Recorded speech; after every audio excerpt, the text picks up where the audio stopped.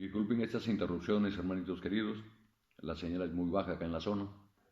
Y decíamos que Jesús se lamenta por Jerusalén, ese es otro punto importante aquí, porque ya después de esos desencuentros con los fariseos y con las autoridades religiosas, el Señor decide regresar nuevamente a Betania, pero en el trayecto, ¿no? Él, acompañado de sus discípulos, observa desde lo alto la ciudad de Jerusalén, la majestuosidad de los templos, pero básicamente el Señor se lamenta por el pueblo escogido, un pueblo que no lo ha reconocido aún como el Mesías. No obstante, habían estado leyendo las Escrituras por muchísimos años. El Señor, en una expresión de amor, eh, nos relatan las Escrituras que quiso tomar al pueblo como a unos pollitos y gobejarlos como hace una gallina con sus crías, ¿no? Es una expresión tierna que el Señor usa para simbolizar el amor y la compasión por, por la ceguera del pueblo del Señor. Y luego tenemos otro hecho, que es el sermón del Olivete, que para ubicarnos mejor, este es un sermón que el Señor da una enseñanza, exactamente este sermón lo hace ahí también en el Monte de los Olivos, ¿no?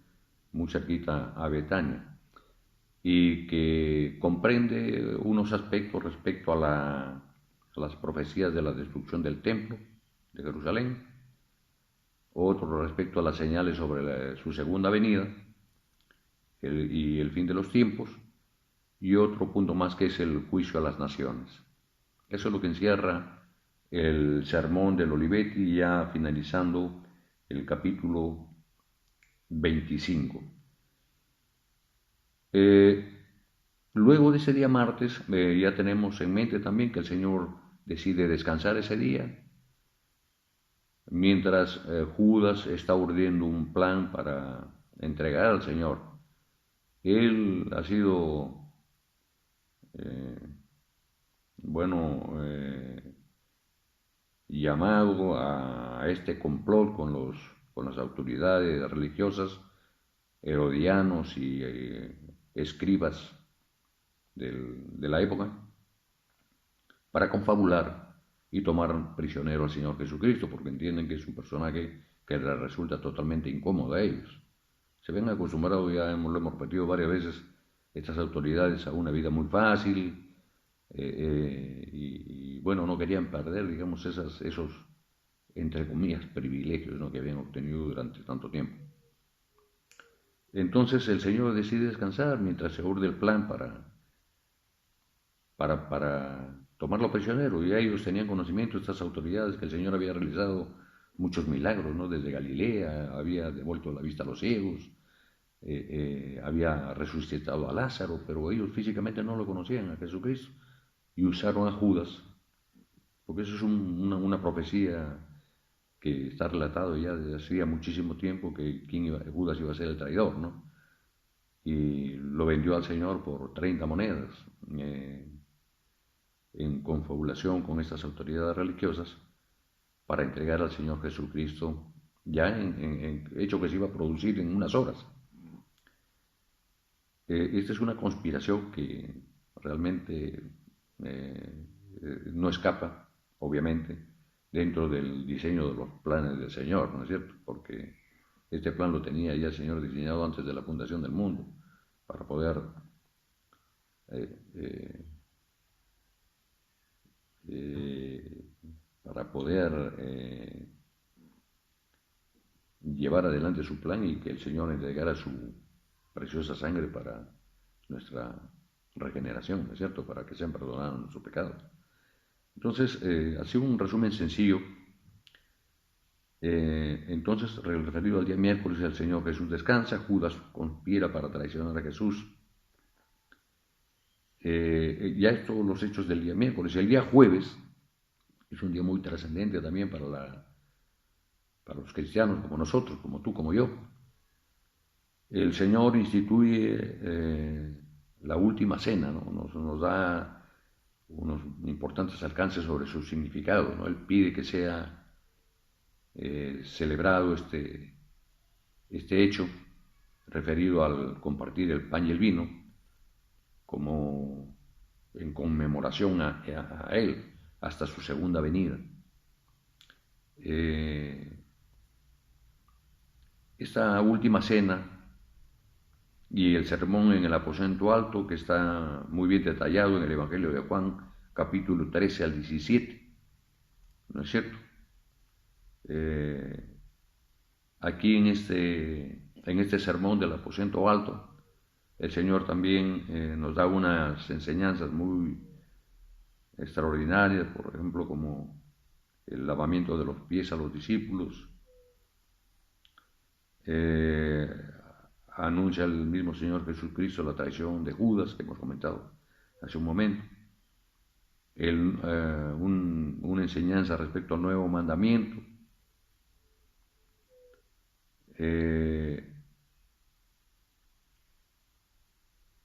El camino al Padre.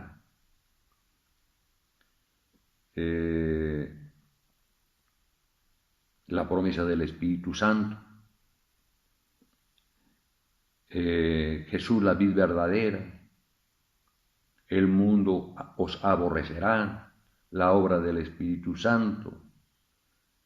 Yo he vencido al mundo. Y Jesús ora por los discípulos.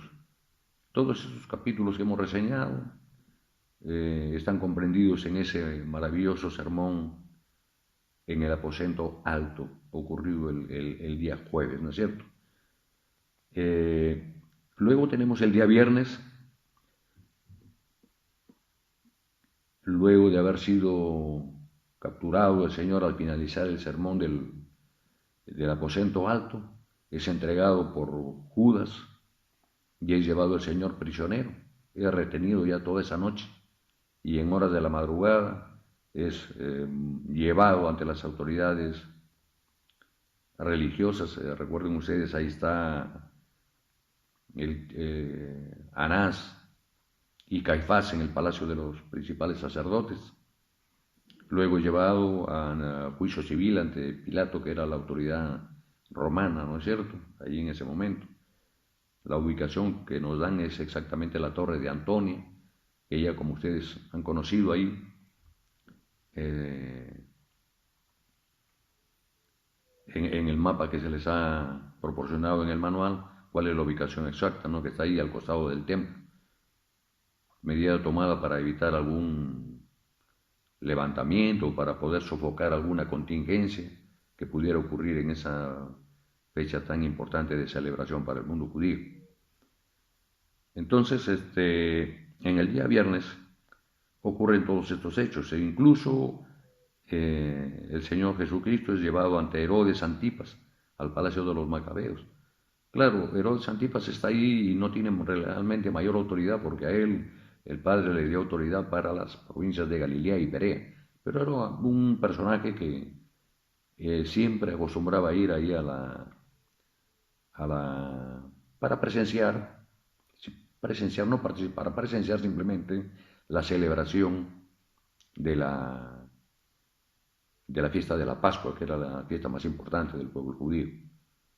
Obviamente que había también momentos para comercio y para muchas otras cosas más, que eso probablemente era lo que le interesaba a Herodes, por en tal razón su presencia ahí, ¿no es cierto? Bueno, y viene el hecho ya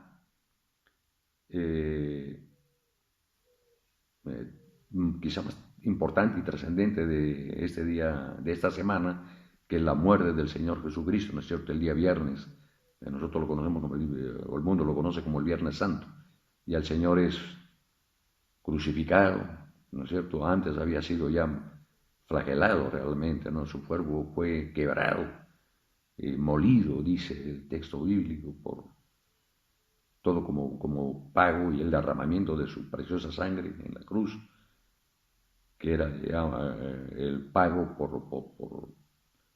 por los pecados de toda la humanidad,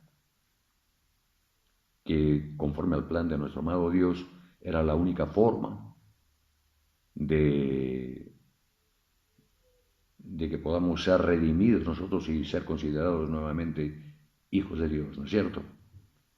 De la enseñanza que nos da el Señor Jesucristo, por supuesto. El día sábado ya el Señor permanece en el sepulcro y se va a cumplir aquí lo que ya se había señalado en las profecías hacía 600 y 700 años antes de Jesucristo respecto a que el Señor resucitaría el tercer día. ¿No es cierto? Hecho que ocurrió y que nosotros por fe reconocemos que se dio porque los discípulos, muchos y mucha gente que estaba en el entorno, vieron que el Señor hizo su presencia durante 40 días. Se presentó casi en 11 ocasiones en diferentes circunstancias, que lo veremos más adelante profundizando el estudio. Y el Señor ante la multitud, después de 40 días, subió a los cielos y fue llevado por el Padre ahí, y ahí permanece a la derecha del Señor, a su diestra. Entonces ya tenemos en nuestra mente una idea bastante aproximada de los hechos de la última semana. Volvemos entonces aquí a lo que hemos aprendido en el desarrollo de nuestra primera lección, ¿no es cierto? Luego tenemos mencionar 2 episodios en la vida de Abraham.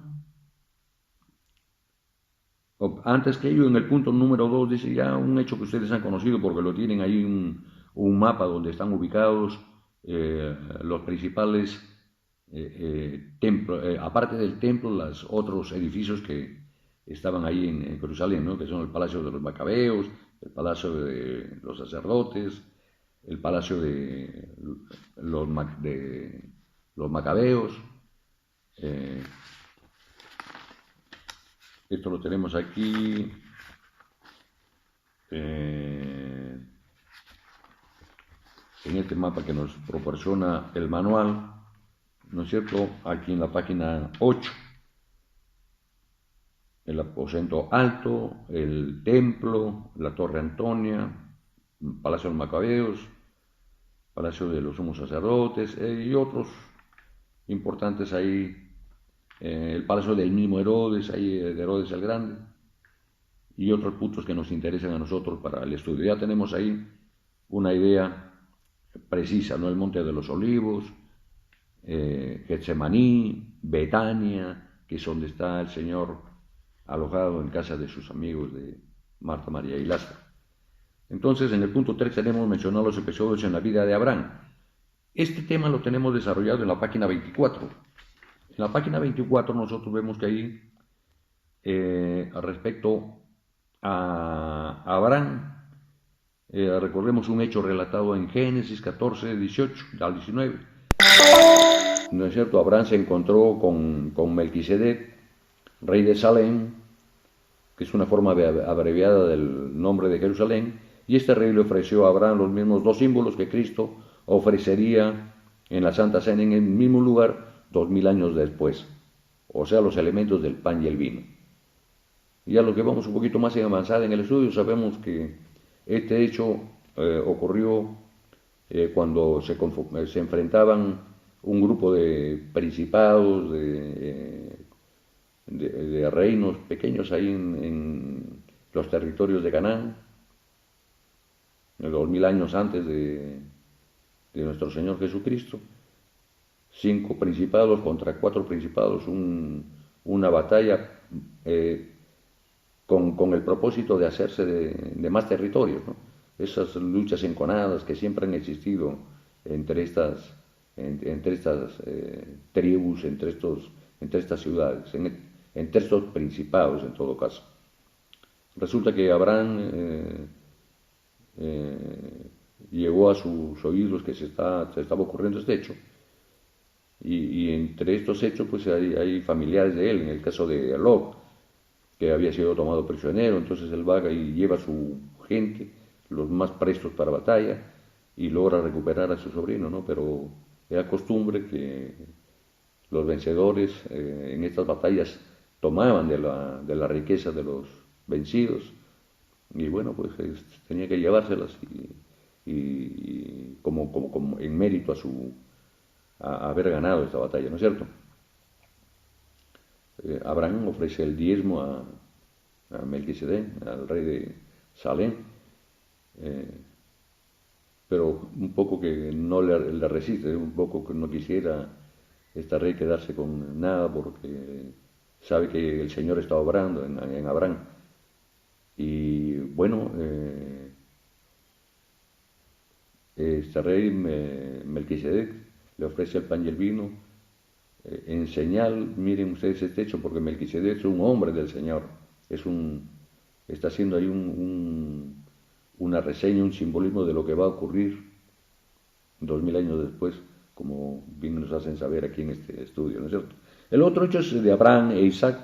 Recuerden ustedes cuando el Señor en la prueba de fe que le pide a Abraham que le entregue en holocausto a su amado hijo Isaac. Y aquí hay un hecho que nos relata las escrituras que ocurrió en Génesis 22, del 1 al 13, que este hecho ocurre, ¿dónde? Ocurre en el monte Moriah.